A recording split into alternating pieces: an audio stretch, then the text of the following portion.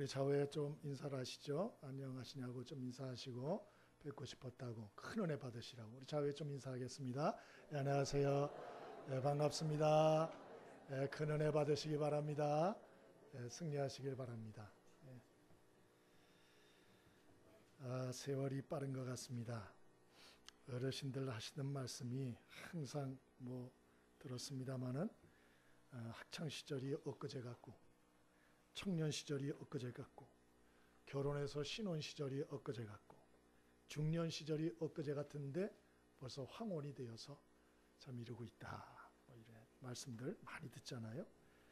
이제 우리도 그럴 날이 벌써 오신 분들도 계시고 가고 계신 분도 계신 것 같은데요. 2018년 6개월이 어느덧 훌쩍 지나갔습니다. 앞으로 6개월 더 빨리 지나갈 겁니다. 이제 여름에 휴가다 뭐다 이러면 9월 벌써 되고요. 그거 되면 이제 성탄절 이러다 그냥 가는 거예요. 그냥 6개월이 1년이 가는 거예요. 그래서 이 즈음에 좀 우리가 좀 정신을 좀 차리고 나머지 시간들 우리가 허비 안 하도록 허송세월 하기가 쉽거든요. 괜히 오영부영하다가 그냥 가는 거예요. 좀 우리의 삶과 마음을 좀 재정비할 필요가 있다 생각이 좀 듭니다.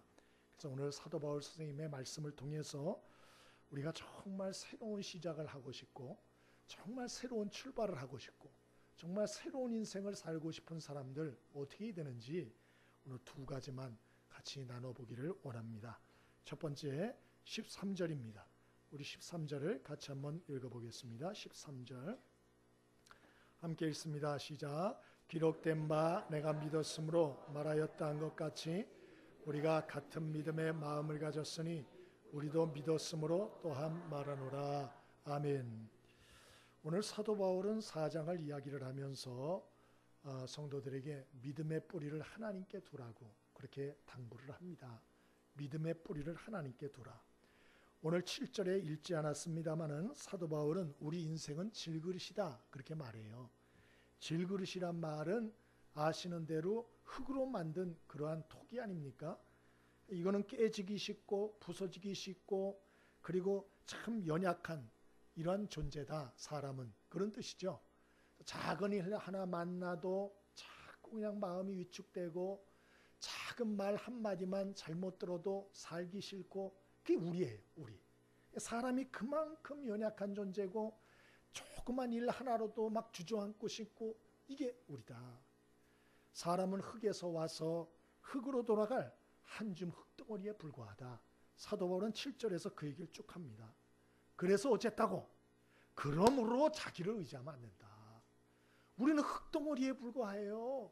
흙으로 돌아갈 거예요. 너무 약해요. 그러니까 그런 자기 자신을 너무 믿지 말라는 거예요. 그러한 다른 사람도 너무 의지하면 반드시 후회한다는 거예요. 그래서 믿음의 뿌리를 누구에게 두느냐? 하나님께 두라. 하나님. 그러면 그 하나님은 어떤 하나님이길래 하나님께 내 인생의 믿음의 뿌리를 그분께 내려야 되나? 오늘 14절에 나오죠. 그 하나님은 어떤 하나님이라고요? 주 예수를 다시 살리신 이가 그렇게 말씀했어요. 하나님은 어떤 분이나 이 땅에 예수님이 오셔서 십자가에 몸 찢고 피 흘려 죽으셨죠. 그분은 죽을 뻔한 게 아니고 진짜 죽으셨어요. 그것도 가장 비참하게 죽으셨어요. 그리고 땅바닥에 완전히 부서졌는데 그냥 부서질 뻔한 게 아니고 완전히 자기를 부서뜨리셨어요. 그냥 밑바닥을 가신 거예요. 밑바닥을. 그런데 그 예수님을 하나님께서 죽은 자 가운데서 다시 살려내셨다. 그러므로 그 예수를 죽은 자 가운데서 다시 살려내신 그 능력의 하나님, 구원의 하나님께 내 인생의 믿음의 뿌리를 깊이 내려야 된다. 오늘 바울은 그렇게 말하고 있는 것입니다. 그러면 그 하나님께 믿음의 뿌리를 정말 내리면 뭐가 달라지나? 8절에 말하고 있어요. 8절에 사도 바울은 이렇게 말합니다. 사방으로 우겨쌈을 당해도 쌓이지 않는다. 답답한 일을 당해도 낙심하지 않는다. 핍박을 받아도 버림받지 않는다. 거꾸로 뜨림을 당하여도 망하지 않는다. 그렇게 말했어요. 여러분 우리가 하나님을 믿어도 사방으로 우겨쌈을 당합니다. 답답한 일을 당합니다. 핍박과 환난을 당합니다. 때로는 거꾸로짐을 당합니다. 그러나 여러분 하나님께 믿음의 뿌리를 둔 사람은 뭐라 그러냐 사도 바울. 그렇게 여러 가지 거꾸로뜨림을 당한다 할지라도 핍박을 당해도 답답한 일을 당해도 망하지 않는다. 오늘 그렇게 말해요. 그리고 끝까지 섬기며 또 헌신의 삶을 살 수 있다. 이게 사도 바울의 간증입니다. 간증. 그러면 사도 바울만 이렇게 얘기하나? 그렇지 않습니다. 오늘 10절에 보면 13절에 보면 기록된 바 그렇게 말하잖아요. 이 기록된 바란 말은 구약 성경을 인용했다 그런 얘기예요. 그러면 어떤 구약 성경을 인용했나? 시편 116편 10절을 인용하고 있는 거예요. 거기에 보면 바로 다윗 왕의 간증시가 나오는데 거기서 다윗이 뭐라고 얘기하나? 내가 믿는 고로 말하리라. 내가 큰 곤란을 당하였도다. 내가 경겁 중에 이르기를 모든 사람은 거짓말장이라 하였도다. 여호와께서 내게 주신 모든 은혜를 무엇으로 보답할꼬? 내가 구원의 잔을 들고 여호와의 이름을 부르며 여호와의 모든 백성 앞에서 나의 소원을 여호와께 갚으리로다. 다윗이 그렇게 말해요. 그러니까 다윗이 살면서 많은 고난, 밑바닥에 떨어지는 이러한 고통을 경험했다는 거예요. 그래서 사람을 의지해 보려고 그랬다. 그런데 그 사람들, 장인이었던 사울왕이 사위인 다윗을 죽이려고 쫓아다녔죠. 또 그 아내 미갈이 나중에 다윗을 버리고 도망갔죠. 또 그 아들 압살롬이 다윗 아버지를 죽이려고 쿠데타를 일으켜가지고 칼을 들이댔죠. 그러니까 다윗이 뭐라 그러나? 내가 사람을 의지해 보려고 그랬는데 사람들은 다 거짓말쟁이더라. 자기가 한 말을 100% 끝까지 지키는 사람이 별로 없더라. 거짓말쟁이야, 거짓말쟁이. 응? 그렇게 다윗이 고백하는 거예요. 그럼에도 다윗이 무너지지 않을 수 있었던 비결이 무엇이냐? 그는 하나님께 믿음의 뿌리를 두었기 때문이요, 그 하나님께 기도했기 때문이다 라고 시편 116편 1, 2절에 말하고 있습니다. 그래서 그는 그곳에서 말하기를 여호와께서 내 음성과 내 간구를 들으심으로 내가 저를 사랑하는도다. 그 귀를 내게 기울이셨으므로 내가 평생에 기도하리로다. 다윗이 그렇게 말했어요. 여러분, 우리 믿음의 사람들도 이런저런 어려움들을 당합니다. 여러분, 그때 믿음의 뿌리를 하나님께 깊이 내리게 되길 바랍니다. 그 유엔에서 근무도 하였고 소설가로 활동을 하였던 그 신드위 마고나라는 여성이 있습니다. 이분은 그 남아프리카 공화국 출신인데요. 자기의 얘기를 소설로 썼어요. 그 소설 중에 하나가 우리 가족 최고의 식사라는 책이 있습니다. 뭐 짧은데요. 그 아버지가 돈 벌러 먼 바다로 떠나서 오랫동안 돌아오지 않고 그 어머니는 할아버지 병구안 때문에 집을 오랫동안 떠나 있었어요. 그리고 어느 날 집에 먹을 게 똑 떨어진 거예요. 이 저녁이 됐는데 동생들이 먹을 것 달라고 보채는 거예요. 그러니까 이분이 어리지만 이 지혜가 있었던 것 같아요. 그래서 냄비에다 물을 담고 그 불을 올려놨대요. 동생들이 기대감에 좋다고 이제 뭘 먹게 됐다고 좋아하더랍니다. 그리고 언니네가 뭘 좀 도와줄까 그러더래요.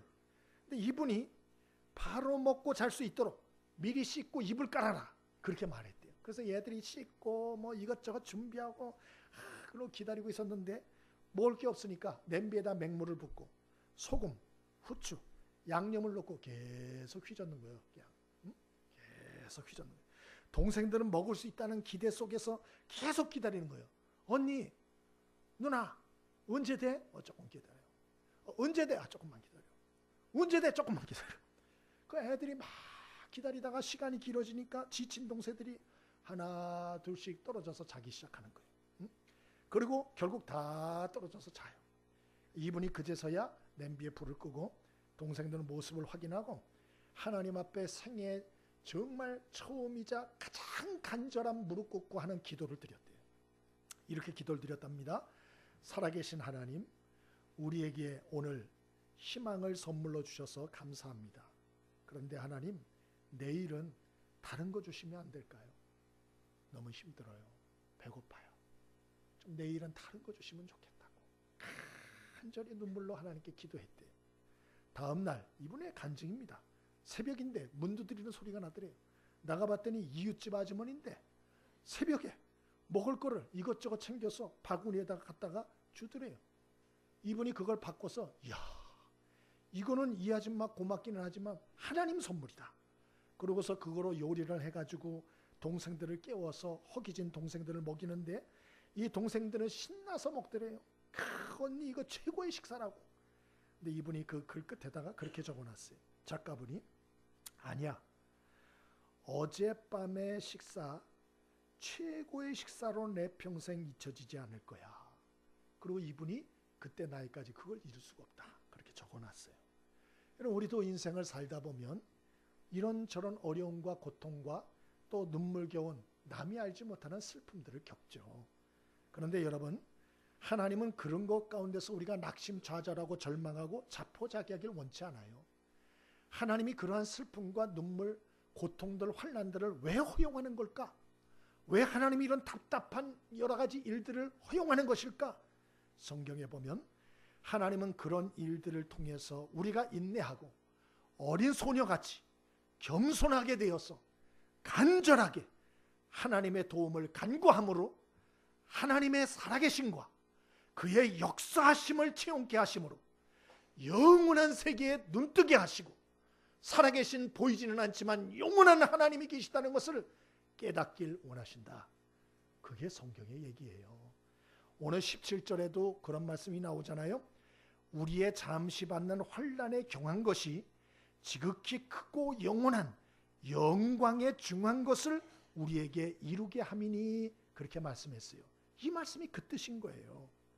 여러분, 우리가 이런저런 어려움을 겪지만 그 모든 것들을 허용하는 하나님의 뜻과 그 하나님의 목적을 잊지 않게 되길 바랍니다. 그래서 성경 로마서 5장 3절에 말씀하시기를 우리가 환난 중에도 즐거워하나니, 우리가 환난 중에도 즐거워하나니 이는 환난은 인내를, 인내는 연단을, 연단은 영원한 소망을 이루는 줄 알미라. 그렇게 말씀하고 있어요. 우리의 눈을 이 세상에만 뿌리를 내리고 살면 여러분 그건 잠깐이면 없어져요. 그 인생은 나중에 큰 후회를 한다고요.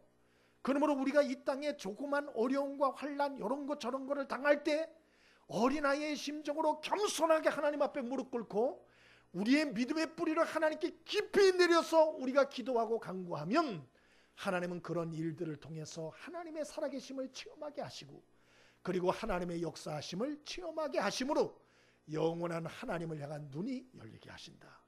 그것이 하나님의 목적이요 계획이다 하는 것입니다. 열왕기하 5장 17절에 보면 아람 나라의 군대 장관이었던 나아만이라는 사람이 나와요. 우리나라로 말하면 완전히 그 국방 장관 아닙니까?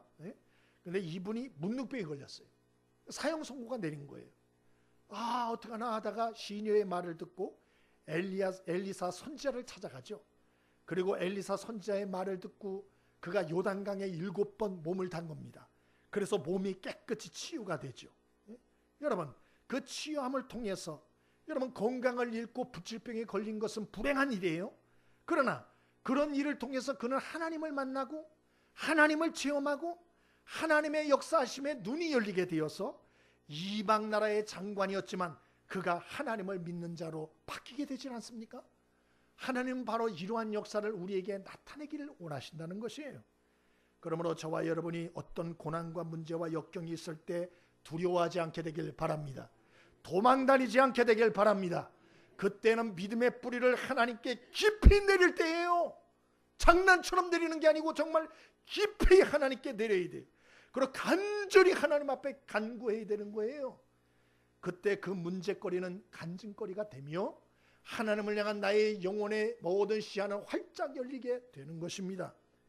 여러분, 저와 여러분이 어렵고 힘든 일을 당할 때 더욱더 믿음의 뿌리를 하나님께 내릴 수 있게 되길 바랍니다. 이번에 러시아 월드컵 우리 한국 떨어져 가지고 다 돌아왔습니다마는 그런데 전 세계 축구 팬에게 주목받은 선수가 하나 있어요. 그 중에 하나가 골키퍼 조현우 선수인데 아주 맹활약을 하지 않았어요? 자석손이라 그래가지고 이 친구가 막아내지 않았으면 우리는 하여튼 엉망진창 돼가지고 왔을 거예요. 엉망진창. 근데 이 친구 때문에 그래도 그나마 좀 나아가지고 왔는데 유럽 구단이 영입해야 한다고 유럽 사람들이 더 난리라 그래요 지금.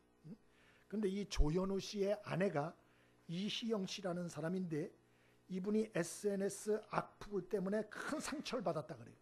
그래서 자기의 SNS 계정을 폐쇄까지 했다 그러는데 왜 그렇게 악플을 받았나? 이 남편 조현우 씨의 외모 때문에. 예? 그냥 마른 멸치 같다 그러고 이 머리가 또 이렇게 배추 올려놓은 것 같이 이렇게 해가지고 색깔도 이렇게 다르고 그러잖아요. 그래가지고 뭐 저런 꼴뚜기 같은 게 뭐 됐는데 이렇게 악플이 그렇게 많더래요. 어? 그리고 심지어는 이분의 딸 하린이라 그러는데 이 하린 양과 관련해가지고도 악플을 막 달고 그래가지고 이 부인이 수년간의 일상을 찍어놓은 사진을 다 지웠대요. 다 싹 지웠대요. 그리고 SNS 계정까지 삭제했답니다. 못된 사람들 많죠. 왜 그래? 왜 도대체 난 이해할 수가 없어요. 어? 그런데 이 아나운서 이 조현우 씨나 그 아내나 독실한 크리스천이라 그래요. 이 조현우 씨의 누나가 CCC 간사고 이 조현우 씨도 교회를 잘 다니는 신실한 크리스천이라 그러는데 그 카톡 메시지가 올라왔더라고요. 자, 읽어드릴게요. 고마워 누나. 항상 주님 함께 해달라고 기도하면서 경기에 나가. 경기하면서도 주님을 몇 번 외치는지 몰라. 고마워. 온 국민들이 응원해주고 있으니까 그 힘을 받아 끝까지 최선을 다할게. 그리고 좋은 말 해주는 사람도 있는 반면에 안 좋게 말하는 사람도 있는 거야. 그치? 그 사람들을 위해서 기도하자. 괜찮아. 다 잘 될 거야. 한국 가면 통화하자. 몸 관리 잘하고 고마워. 이 나이가 몇 살이냐? 조윤호가 26살이에요. 26살. 예? 저는 이걸 보면서 그런 생각을 했어요. 야, 우리가 신앙생활을 몇 년 했나? 그게 크게 문제되지는 않겠다. 응?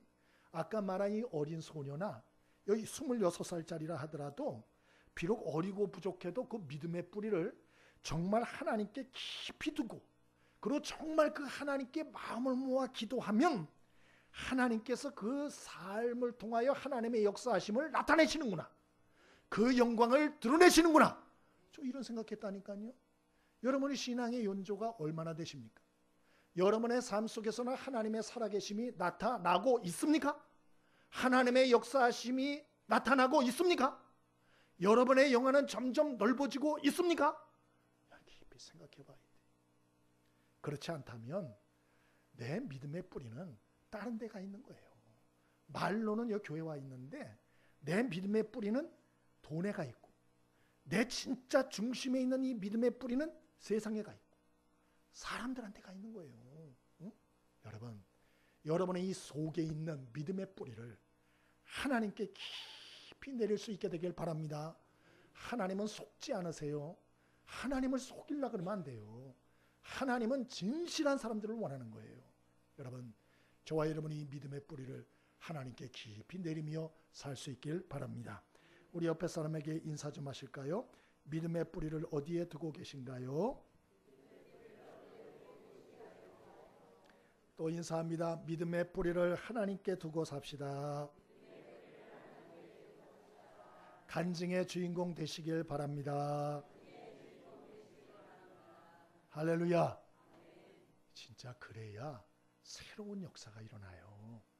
정말 새로운 시작이 될 수 있어요. 정말 새로운 아름다운 문들이 열리는 거예요. 아멘이십니까? 이 하반기 시작하는 첫 주예요. 부탁드립니다, 여러분. 그냥 세월 허송세월 하지 마시고 여러분의 이 속에 있는 믿음의 뿌리를 정말 하나님께 두셔야 돼요. 그리고 기도하셔야 돼요. 그래서 문제마다 간증거리를 만들고 승리하는 이번 하반기가 될 수 있길 바랍니다. 마지막으로 두 번째, 우리가 새로운 시작과 출발을 하기 원하면 어떻게 해야 될까요? 15절입니다. 함께 같이 읽습니다. 15절 함께 읽습니다. 자, 시작. 이는 모든 것이 너희를 위함이니 많은 사람의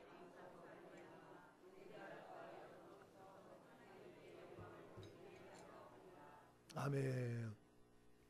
사도 바울은 첫 번째로는 믿음의 뿌리에 대해서 믿음에 대해서 얘기했고요. 두 번째로는 감사에 대해서 말을 하고 있어요.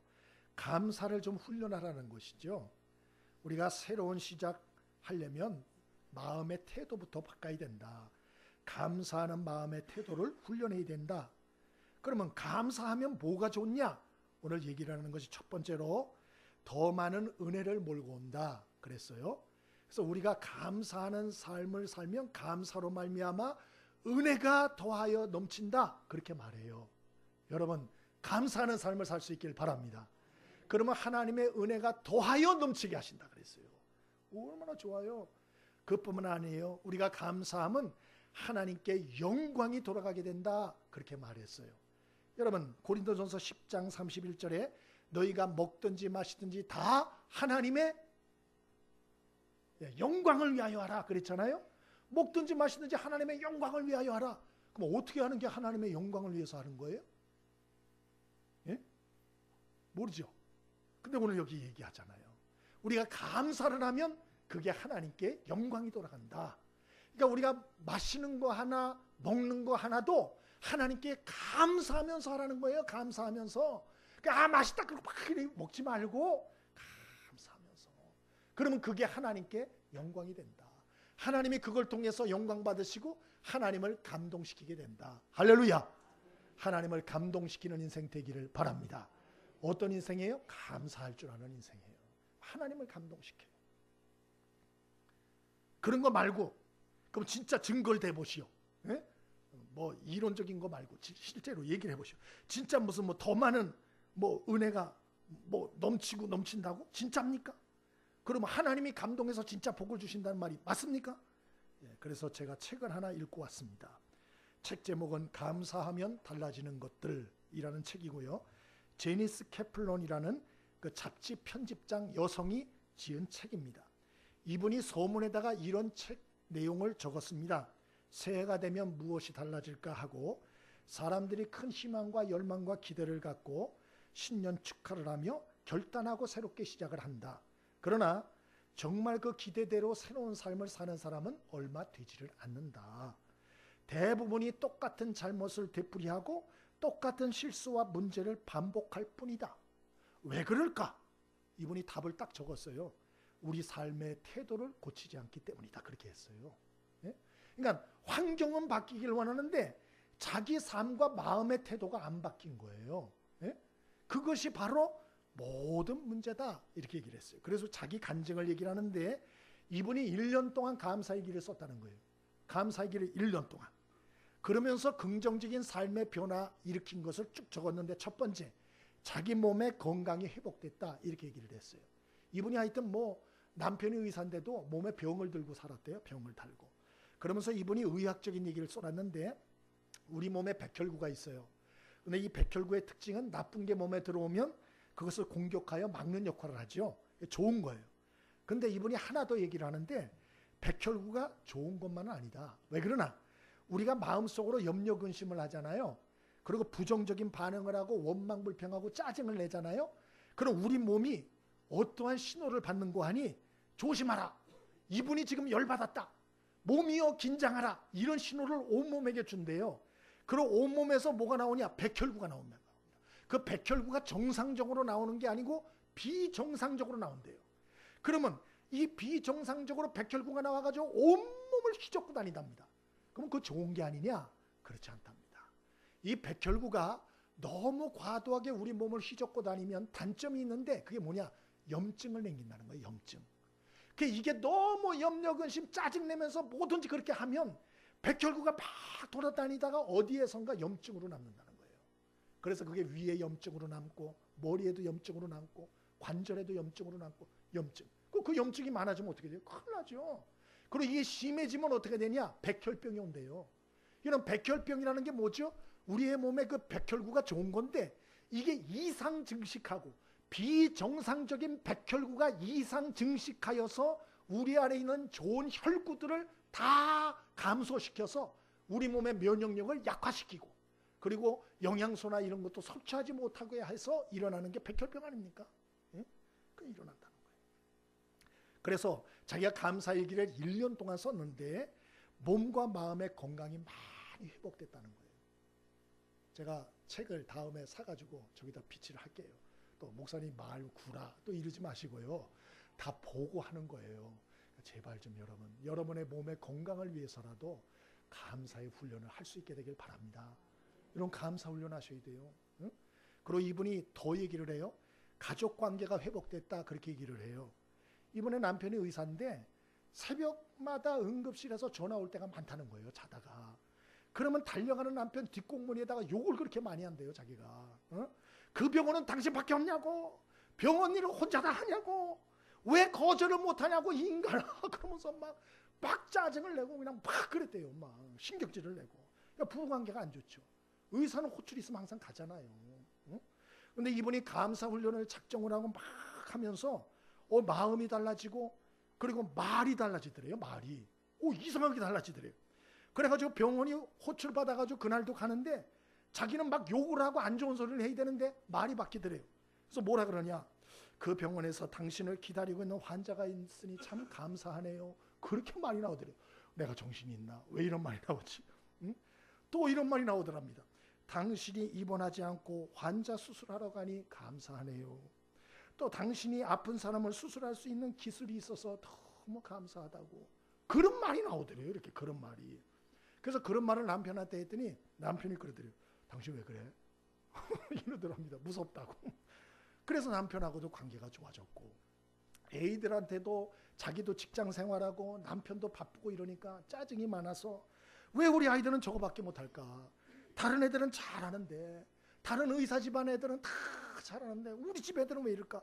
이렇게 짜증을 많이 애들한테 쏟아붓는데, 감사훈련을 한 다음에는 이 마음과 생각과 말이 다르게 나오는데, 너는 특별하다고, 다른 애와 너는 다르다고, 그래서 엄마는 너 때문에 너무 감사하고 고맙다고, 이런 말이 나오더래요. 할렐루야. 이게 훈련해서 가능한 거예요. 훈련해서. 그래서 자녀와의 관계가 변하기 시작했다. 뿐만 아니고 직장에서의 삶 변한 것도 얘기를 해놨어요. 근데 제가 요번에 보니까 중앙일보 칼럼에 더 좋은 얘기가 나왔더만요. 그래서 제가 그걸 소개를 할게요. 요 칼럼에 기업 컨설팅을 하는 분이 이 글을 썼는데, 회사에 이제 문제가 있는 회사가 있었어요. 이 사장님이 굉장히 강한 분인데 회의를 주재하면 사원들이 얘기를 안 하는 거예요. 그래서 이분이 내가 빠지면 자기들끼리 제일 잘 얘기를 하겠지, 빠져봤대요. 근데 자기가 빠지니까 사원끼리 얼마나 싸우고 고성이 오가고 또 그러는지 또 안 좋은 소리가 들리는 거예요. 이거 왜 이러나, 이거 도대체 이럴 수도 없고 저럴 수도 없고. 그래서 컨설턴트한테 이제 부탁을 한 거예요. 이것 좀 어떻게 하면 좋냐. 그분이 와서 이 얘기 저 얘기를 듣고 두 가지를 처방을 해줬어요. 첫 번째로는 회의할 때 사장님부터 말을 좀 고치십시오. 어떻게 고치나, 누가 의견을 내면 사장님이 웃으시면서 의견을 내줘서 고맙다고, 좋은 생각이라고 그렇게 얘기를 하고 사장님 얘기를 하십시오. 그리고 다른 사원도 자기 의견을 내기 전에 그 전에 의견을 낸 사람에 대해서 참 그런 의견 내줘서 고맙다고, 참 좋은 의견이라고 얘기하고 자기 의견을 얘기하라고 그렇게 주문을 했대요. 그 말대로 하기 시작했는데 회의가 너무 분위기가 좋아지더래요. 할렐루야. 세상 사람들도 이거 알고 하는 거예요. 지금 세상 사람들도. 뿐만 아니에요. 또 하나 코치를 했는데 인사를 바꾸라고. 그래서 인사할 때는 안녕하세요 이렇게 하고 이렇게 했는데, 이제 그러지 말고 경비 아저씨들이든지 누구든지 보면 안녕하세요 인사하고 꼭 덧붙여서 수고 많으십니다, 고맙습니다, 감사합니다, 좋은 하루 되세요 이렇게 인사하도록 했답니다. 그래가지고 서로 만나면은 얘네는 안녕하세요 이렇게 하고 자기 일 바빴는데 저는 안녕하세요, 수고 많으십니다, 감사합니다, 고맙습니다, 좋은 하루 되세요 이렇게 얘기하니까 회사 분위기가 너무너무 좋아지는 거예요. 그래서 그 회사의 매출까지 늘어났다. 깨달음이 있게 되길 바랍니다. 응? 세상 사람들도 감사가 좋다는 걸 알아요. 이 감사하면요, 이 은혜가 차고 넘쳐요. 좋은 일들이 막 다가와요. 그러나 원망불평하면 있던 복도 다 날아간다는 거예요. 내 몸에 병부터 와요. 염증부터 생겨요. 예? 여러분 염증 많이 생기는 분들, 여러분 이 말씀 잘 들으시고 체질을 바꿀 수 있게 되길 바랍니다. 응? 근데 체질이 잘 바뀔까요? 안 바뀔까요? 안 바뀌어요. 그 왜 안 바뀌나? 우리 속이 타락한 본성이 있어서 그래요. 그래서 우리가 원망불평하면 시원해요, 속이. 근데 감사를 하려고 그러면 막 머리에 쥐가 나요. 이렇게 쥐가 그래요. 그래서 어떤 분이 저 그런 얘기를 하더라고요. 내가 재밌게 들었는데, 원망불평은 우리의 모국어요, 감사의 말은 제2 외국어다. 아주 얼마나 딱 들어맞는지 모르겠어요. 예? 이런 모국어는 고민할 필요가 있어요, 없어요? 없어요. 쑥쑥 나와요. 자연스러워요. 원망불평하면 자연스러워요. 그러고 속 시원해요. 속 시원해요. 그런데 감사하려고 그러면 막 쥐가 나는 거예요. 쥐가 나는 거예요.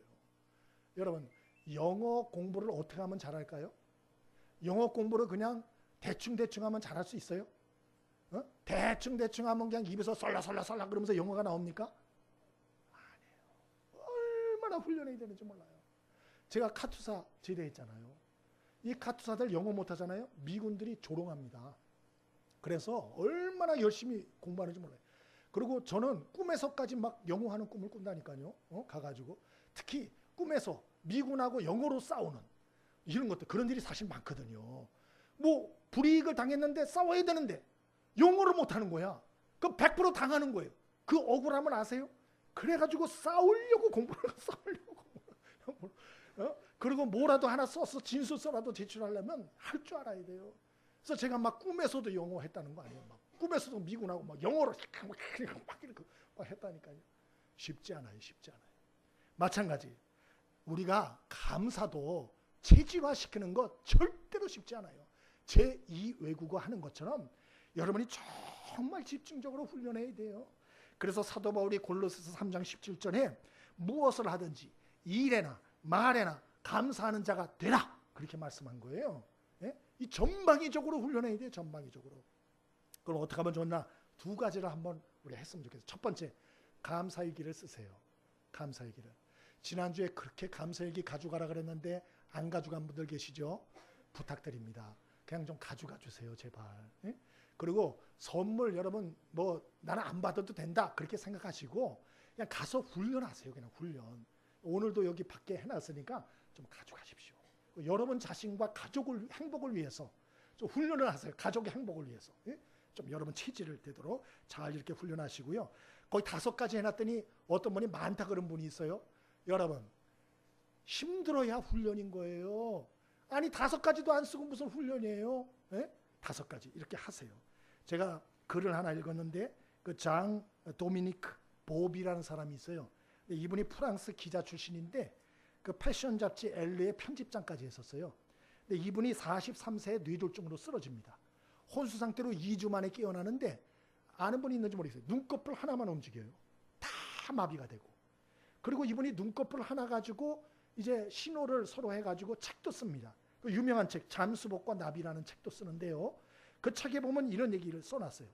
이 세상에서 침을 삼킬 수만 있어도 세상에서 가장 행복한 사람이다. 그렇게 써놨어요.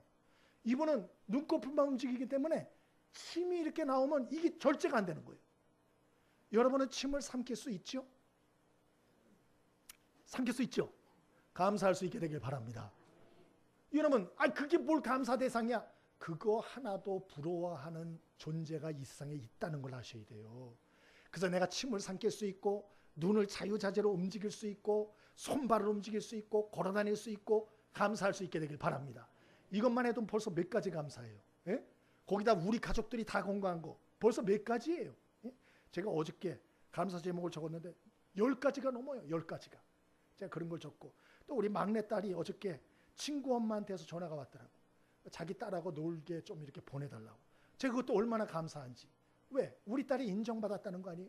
만약에 못된 애 같으면 친구 엄마가 전화해서 놀게 해달라 그러겠어요? 그래서 감사하다. 딱 썼어요.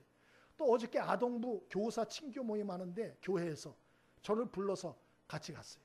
얼마나 잘 먹었는지 몰라요. 너무 감사했어요. 그것도 써놨어요.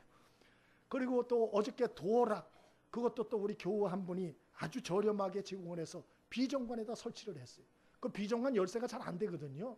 근데 그거 설치를 해서 얼마나 감사했는지. 벌써 이것만 해도 거의 10가지가 되는 거예요. 예? 여러분 모든 걸 당연시 여기지 말고 좀 생각을 하고 넓혀갈 수 있게 되길 바랍니다. 제가 일주일 동안 집중적으로 해보니까 이걸 진짜로 하면은요 처음엔 어려운데 점점점 하면 할수록 이게 넓혀지는 거예요. 그리고 빨리 오는 거예요. 빨리. 예? 우리의 텔레비를 보거나 신문을 보거나 삶의 여러 가지 얘기를 들을 때 거기서 다 감사거리가 들어오는 거예요. 그러니까 어떤 현상이 일어나는 거니? 마음이 기뻐져요. 예전에는 뭐 좀 덜 기쁘고 짜증이 잘 나고 그랬는데 마음이 기뻐져요. 그럼 마음이 든든해져요. 마음에 평안이 생겨요. 그러니까 사람한테 말이 나갈 때도 좋게 나가요. 안 좋게 나갈 말도 한 번 더 생각하고 좋게 해서 나갈 수가 있어요. 할렐루야. 말씀을 마치겠습니다. 우리가 하반기가 시작됐습니다. 우리 믿음의 뿌리를 좀 하나님께 더 깊이 내리고, 그리고 삶 속에서 우리 감사 훈련을 좀 더 우리가 치열하게 하고, 그리고 감사 표현을 좀 잘 했으면 좋겠어요. 우리가 감사 훈련만 할 게 아니고 읽기 쓸 게 아니고 감사 표현도 하셔야 돼요. 표현도. 예? 다 알겠지 그러지 말고 감사 표현을 하세요. 집안에서도 아내에게 아니면 배우자에게 가족들에게 또 식사하기 전에도 잘 먹을게. 응? 아 고생 많았다고. 너무 맛있다고. 좀 표현을 잘할 수 있게 되길 바랍니다. 예? 그래야 서로 이게 마음이 좋아요. 제가 지난 수요일 날도 우리 장인 장모 어르신이 오셔가지고 교회 들려서 예배를 드리고 나가시는데 나가시면서 우리 장인 어르신이 저 악수를 청하더라고요. 그 손을 탁 잡으시면서 수고 많았어 홍서방. 그러시더만요. 근데 제 가슴이 찌릿하더라고요. 왜 그런 거 아니? 상반기 그렇게 설교를 많이 했어도 누구 하나 내 손을 탁 잡으면서 목사님 수고 많으셨습니다. 한 번 들어보지를 못했어. 근데 한 번 와서 설교를 듣고 가시면서도 수고했어 홍서방. 그런데 그냥 가슴이 욱욱하더라고요. 예? 제발 여러분들 감사한 마음이야 왜 없겠습니까마는 그거를 표현하지 않으면 상대가 감동을 받지 않고, 그리고 그 모든 관계가 좋아지질 않아요. 감사를 훈련하시고 감사를 표현할 수 있게 되길 바랍니다. 말로 표현하시고 행동으로 표현하시고 물질로 표현할 수 있게 되길 바랍니다. 예? 말 한마디로 천냥빚을 갚는다 그랬는데 오늘 연습해 보겠어요. 자, 옆에 분을 한번 보세요. 자, 이분들이 6개월 동안에 청소 다 하고, 그리고 주방팀에서 수고 다 하고, 교회에서 이것저것 봉사 다 하고 얼마나 고생들 많았는지 몰라요. 마음을 담아서 우리 한 번만 인사해 주는 거예요. 자, 옆에 사람을 보면서 저를 따라서 인사하겠습니다. 수고 많으셨습니다. 고생 많으셨습니다. 감사합니다. 고맙습니다. 사랑합니다. 할렐루야. 어때요? 그런 말 들으니까 기분 좋아요, 나빠요? 좋죠. 얼마나 좋은지 몰라요. 표현해. 저는 이 하반기에 여러분들이 믿음의 뿌리를 하나님께 내리고 삶 속에서 감사의 훈련을 좀 치열하게 하고 감사의 표현을 많이 하여서 하나님을 감동시키고 사람을 감동시켜서 새로운 하나님의 많은 은혜들이 여러분의 삶 속에 오늘 이 말씀처럼 여러분 더하여지고 넘쳐지는 귀한 축복이 있게 되기를 바랍니다. 우리 찬송하겠습니다. 찬송가 445장, 옛 찬송가 502장입니다. 445장